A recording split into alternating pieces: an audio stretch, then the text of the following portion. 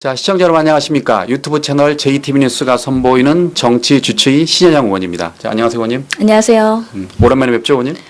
그렇네요. 네. 2주 만인가요? 그렇죠, 2주 만입니다. 예. 네, 의원님도 바쁘고 저도 바쁘고. 아유, 근데 지금은 휴가철이긴 한데 날씨가 예. 너무 더워가지고 예, 예. 사실은 방 안에 있는 게 휴가를 보내는 것 같다는 생각이 들더라고요. 그렇군요, 맞습니다. 예. 예. 제가 오기 전에 뭘 의원님께 첫 질문을 드릴까 생각했다가 이재명 대통령으로 뽑아왔어요. 예. 그러니까 이제 6월 4일 대통령 취임 이후 그동안 많은 성과가 있었는데 국민들의 지금 반응이 좋잖아요. 그래서 한번 제가 둘러봤더니 첫 번째로 주식시장을 이 대통령이 직접 언급했어요. 기자회견 때. 예. 그러니까 3천선을 돌파했다. 그게 의미가 있다고 그러고 그다음에 한반도 체계가 좀 안정화됐다. 그것도 의미가 있고 그다음에 민생 소비 쿠폰 혹시 받으셨나요? 받았죠. 15만 원. 저는 첫날 바로 신청했습니다. 아, 예. 예, 그런데 저희 와이프가 좋아했는데 어쨌든 예. 그리고 KTV 영상이 무료로 개방된 것도 뭐 소소하지만 큰 의미가 있고. 근데 최근에 그 노동시장이 대통령이 큰 주목을 받고 있어요. SPC와 오늘은 또 포스코 ENC 때문에 그런데 예. 그 SPC의 경우 그동안 그 8시간 이상 초과 근무를 해가지고 그 사망 사고가 발생을 했는데 예, 예. 대통령이 직접 현장에 가는 그 발로 뛰는 행정을 몸소 보여주셨어요. 그랬더니 SPC가 며칠 만에 바꾼 지 혹시 아세요? 이틀 만에. 네, 맞습니다. 불과 이틀 만에 그걸 바꾼 거예요. 그러니까 얼마든지 할 수 있는데 그거 어떻게 보세요, 의원님? 저는 참으로 다행이다라고 생각하면서 한편으로는 참 씁쓸했습니다. 예. 아, 대통령이 현장에 가야 실질적인 대안이 나오는구나. 왜냐하면 SPC 뭐 유명하잖아요. 국진이빵, 예. 포켓몬빵. 그리고 그 계열 워낙에 베스킨라빈스부터 해가지고 그 헤비포인트 받는 그 계열들이 예. 다 SPC거든요. 엄청난 대형 우리 프랜차이즈 기업을 유지하고 있는 그런 업체인데 반복적으로 산재 사망 사고가 발생했어요. 그래서 저희도 국회에서 노란봉투법 등 여러 가지의 대처를 하기 위해서 노력을 했었는데 계속 윤석열 거부권으로 인해 갖고 성과가 없었잖아요.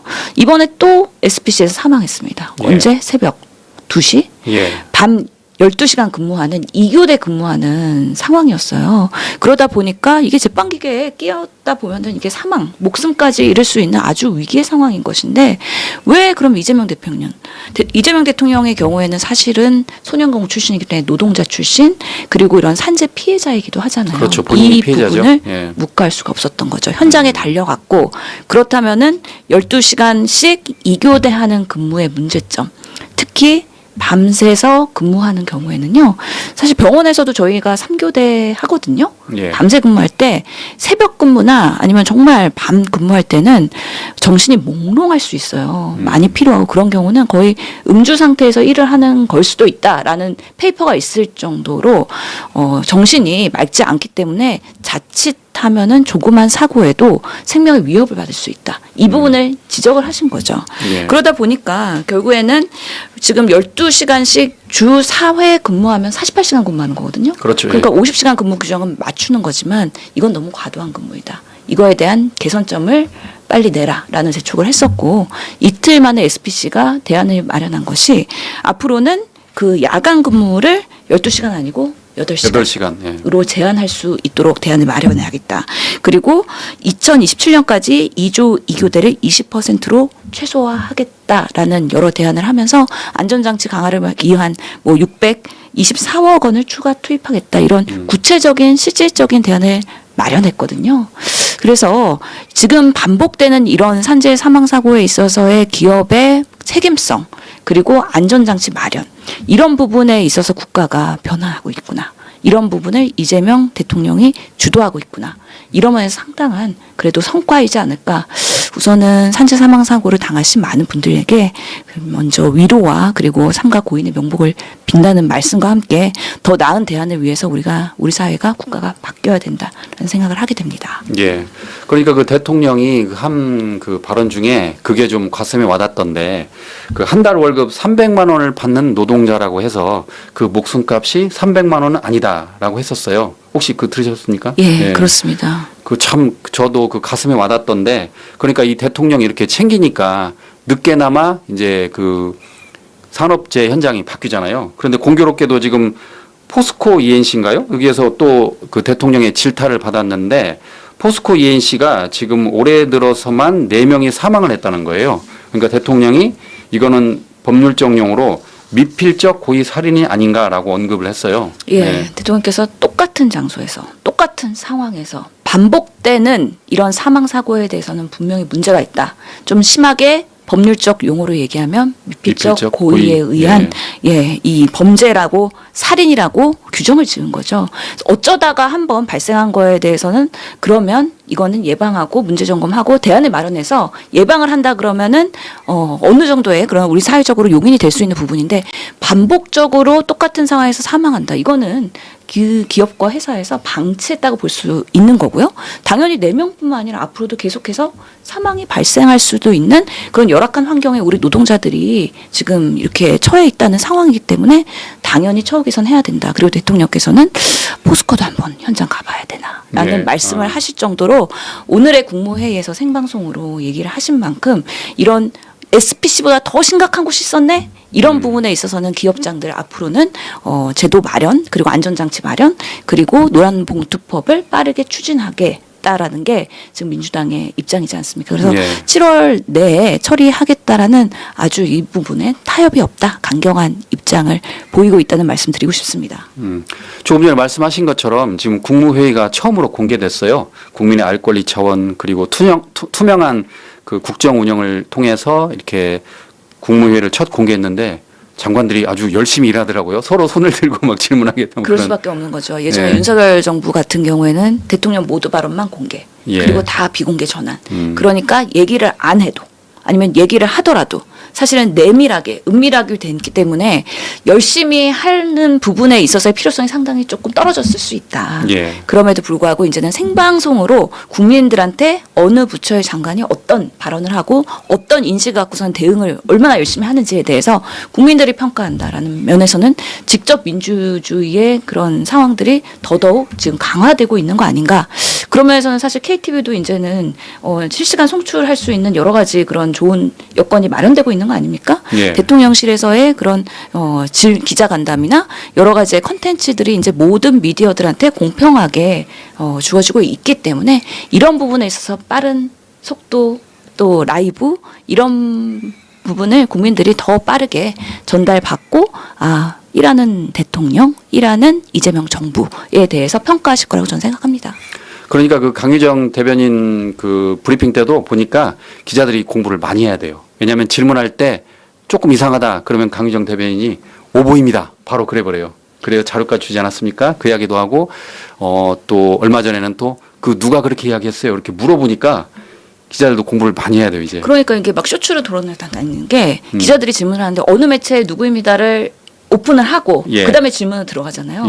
질문 중에 어거지인 거 아니면 카드라 통신 듣고서는 제대로 팩트 체크 안 하고 그러고서는 막 그냥 공격적인 질문하는 그런 일부의 그런 기자들은 앞으로는 이제 이 시장에서 살아남을 수가 없을 것 같아요. 그리고 사실은 우리 국민들이 시청자들이 다 심판하고 저 기자는 실력 있네. 저 기자는 정말 송곳 질문하네. 그러니까 우리가 국회에서도 의원들이 상임위에서 돌아가면서 똑같이 5분씩 똑같이 7분씩 이렇게 질문을 하는데 어느 의원이 질문을 잘하는지 결국에는 제한된 시간에 핵심을 파고들고 원하는 답변을 끌어내는 거 그게 바로 의정활동의 매우 중요한 실력이잖아요. 그것 때문에 얼마나 많은 공부와 정부의 자료 요구와 그리고 정말 직전에는 시나리오를 만들어가지고 연습까지 하는지 몰라요. 그런 면에서의 기자의 책무성도 더 강화된다라는 생각이 듭니다. 그럼 의원님도 실제로 이제 국정감사 때는 시나리오 만들어가지고 이렇게 보좌관이랑 연습도 하고 그러시나요? 실제로 국감 같은 경우에 보통 하루 종일 하잖아요. 그러면 아침에 7분 한 바퀴 돌고 5분 또 2바퀴 돌고 3분 돌고 그러면서 추가지를 이렇게 계속 돌다 보면은 반까지 되는데 질문이 그래서 하루에 많으면 3번 더 추가로 하고 싶으면 4번, 5번까지 갈 수 있을 텐데 컨텐츠가 많아야 질문도 할 수 있고요. 제한된 시간 동안에 질문을 하면서 해당 부처 장관이나 아니면은 담당자들한테 정말 핵심 질문을 해야지 기자분들도 기사 많이 써주시잖아요. 저희는 결국에는 의원들 의정활동은 기사량에도 나름의 그런 평가를 받는 거기 때문에요. 얼마나 좋은 퀄리티의 질문을 제한된 시간에 핵심적으로 할 것인가 이거에 대한 연습을 엄청나게 많이 하고요. 때로는 그래서 질문을 한 10개 마련하잖아요. 근데 앞에 의원님이 먼저 질문해 버렸어요. 뭐 그런 경우도 있잖아요. 예. 그러면 빡빡 지워. 그리고 이거는 뒤로 넘어가. 그 다음 거, 그러면은 우선순위 이렇게 바뀌고 그래가지고 나만의 첫 번째 질문을 얼마나 소중한 걸로 할 것이냐. 이런 고민들을 실시간으로 하기 때문에 예. 저희도 언론사 못지않게 헤드라인과 썸네일을 잘 뽑기 위한 키워드 준비를 많이 한다. 아, 그렇군요. 아, 그러니까 저도 실제로 이제 그 뭐죠? 국정감사나 예. 그 저기 뭐 예를 들어 법사위 전체 회의를 보면 어느 의원이 이제 A라는 질문을 했는데 그 다음 의원이 그걸 하려고 그러면 이제 그렇게 이야기하시더라고. 아, 조금 전에 어느 의원이 말씀하셨는데 그러니까 그거는 결국 두 분의 생각이 같았는데 먼저 하신 분이 그 질문을 해버리니까 난감한 경우네요. 그렇게 하면. 그렇지만 또 때로는 팀플레이가 가능하거든요. 아, 예. 먼저 하는 의원이 질문을 했는데 장관이 좀 애매하게 답변을 했어요. 그거는 추후에 뭐 하기 이런 식으로 하면은 B 의원이 그 다음에 세부 질문을 들어가서 살리고 하면서 장관님을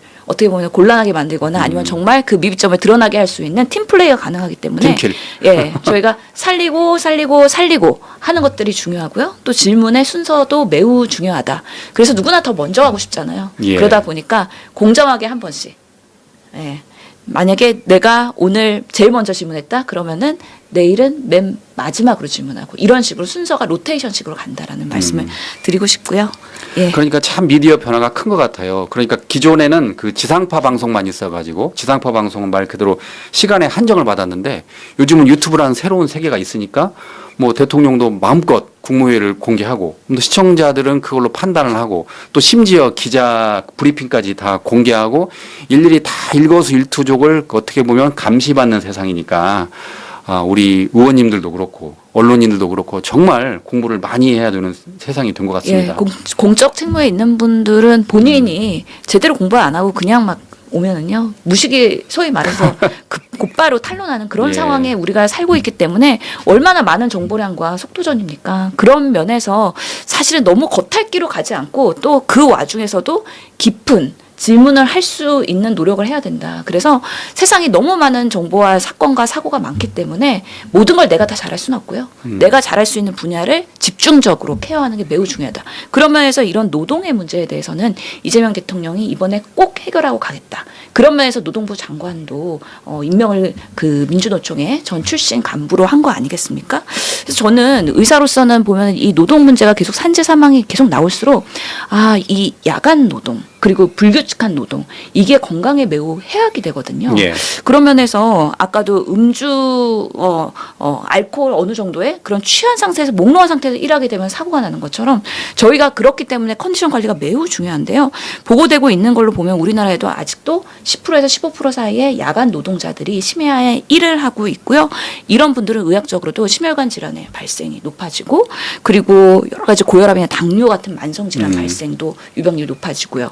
그리고 정신 건강에 있어서도 우울이나 수면 장애 이런 부분에 있어서 취약하기 때문에 정신 건강, 신체 건강의 관리가 더 세심하게 배려가 될 필요가 있다라는 생각이 들고 국가암연구소에서는 그래서 야간 노동을 2A 정도의 발암 물질이라고 지정을 했습니다. 예. 암이 발생할 가능성이 높은. 예. 그만큼 야간 노동은 최소화해야 되고 만약에 할 수밖에 없는 불가피한 상황이면 충분한 근무 환경 그리고 보상책을 마련해야 된다라고 예. 말씀드리고 싶습니다. 역시 정치 주체이답습니다. 정치 이야기를 하시면서 그 시청자들이 궁금해하는 이야기도 풀어주시고 그다음에 왜 그게 건강에 좋은지도 짚어주시고